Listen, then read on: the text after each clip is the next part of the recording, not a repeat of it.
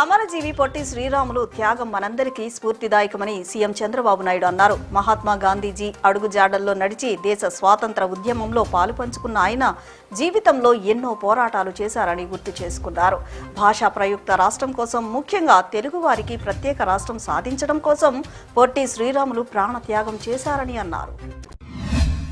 Telugu Desam party జాతీయ కార్యాలయంలో అమరజీవి పొట్టి శ్రీరాములు జయంతి వేడుకలు నిర్వహించారు. పొట్టి శ్రీరాములు విగ్రహానికి ఇరిగేషన్ శాఖ మంత్రి నిమ్మల రామానాయుడు, శాసనమండలి సభ్యురాలు పంచమర్తి అనురాధ, పార్టీ నాయకులు కుప్పం రాజశేఖర్, పిరిపే ఈశ్వర్, బొద్దిలూరి వెంకటేశ్వరరావు, చెన్నుపాటి గాంధీ, మీడియా కోఆర్డినేటర్ దారపనేని నరేంద్రబాబు ఆయనకు పూలమాలలు వేసి నివాళులర్పించారు. అమరజీవి పొట్టి శ్రీరాములని ఆదర్శంగా తీసుకోవాలని మంత్రి నిమ్మల రామానాయుడు చెప్పారు. కూటమి ప్రభుత్వం వచ్చాక ముస్లిం మైనార్టీ వర్గాల ఆత్మవిశ్వాసం పెంపొందించేలా వారికి అనేక సంక్షేమ పథకాలు అమలు చేస్తుందని సెంట్రల్ ఎమ్మెల్యే బోండా ఉమామహేశ్వరరావు తెలిపారు. తెలుగుదేశం పార్టీ మైనార్టీల సంక్షేమానికి కట్టుబడి పనిచేస్తుందని ఆయన స్పష్టం చేశారు. ముస్లింలకు రంజాన్ శుభాకాంక్షలు తెలిపారు. వాటర్ హీటర్ పేలి అగ్ని ప్రమాదం సంభవించడంతో కొంత నగదుతో పాటు రూమ్లో ఉన్న సామగ్రి అగ్నికి ఆహుతయ్యాయి. ఈ సమయంలో రూమ్లో ఉన్న వారు బయటకు పరుగులు తీయడంతో ప్రాణాపాయం నుంచి తప్పించుకోవడం జరిగిందని, లేనిచో పెద్ద ప్రమాదమే జరిగేదని అన్నారు. ఈ ఘటనలో చుట్టుపక్కల వారు ఒక్కసారిగా ఏం జరిగిందనే భయం, ఆందోళనకు గురయ్యారు. జల్ జీవన్ మిషన్ 2.0 ద్వారా గ్రామీణ ప్రాంతంలో ప్రతి ఇంటికి కుళాయిల ద్వారా సురక్షిత తాగునీరు అందించేందుకు కేంద్ర ప్రభుత్వం భారీ స్థాయిలో చర్యలు తీసుకుంటుందని 20 సూత్రాల కార్యక్రమాల చైర్మన్ లంకా దినకర్ తెలిపారు.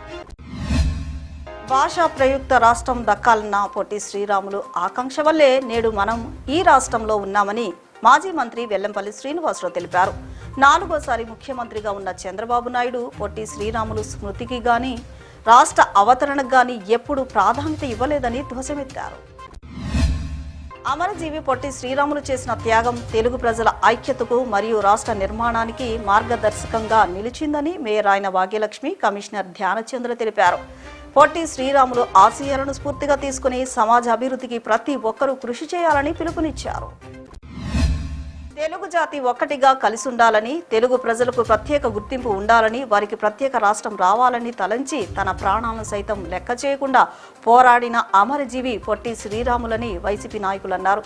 ఆయన పేరు తెలుగు జాతి ఉన్నంతకాలం చిరస్మరణీయంగా నిలిచి ఉంటుందని పేర్కొన్నారు.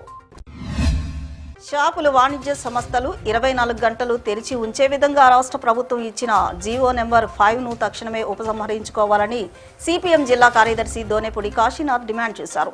ఈ జీవోలు షాపులు, ఇతర వాణిజ్య సంస్థలో పనిచేసే ఉద్యోగులపై తీవ్ర ప్రభావం చూపుతాయని ఆందోళన వ్యక్తం చేశారు. కార్మికులను కట్టు బానిసలుగా మార్చేందుకు ఇలాంటి జీవోలను తెస్తున్నారని ఆయన మండిపడ్డారు. గొల్లపాలెం గట్టు కొండ ప్రాంత ప్రజల సమస్యల పరిష్కారానికి అన్ని విధాలుగా కృషి చేస్తానని 50వ డివిజన్ కార్పొరేటర్ సత్యబాబు తెలిపారు. డివిజన్ అభివృద్ధే తన ప్రధాన లక్ష్యమని పేర్కొన్నారు. వీధి విక్రయదారులకు హైకోర్టు ఇచ్చిన ఆదేశాలను అమలు చేయాలని ఏపీ వీధి విక్రయదార కార్మిక ఫెడరేషన్ ప్రతినిధి వెంకటేశ్వరరావు డిమాండ్ చేశారు. విక్రయదారుల హక్కులతో కూడిన చట్టాన్ని మున్సిపల్ కమిషనర్ అమలు చేయాలని ఆయన కోరారు. విక్రయదారుకి పిఎఫ్, ఈఎస్ఐ, ఇన్సూరెన్స్తో కూడిన సమగ్ర చట్టాన్ని తేవాలని కోరారు.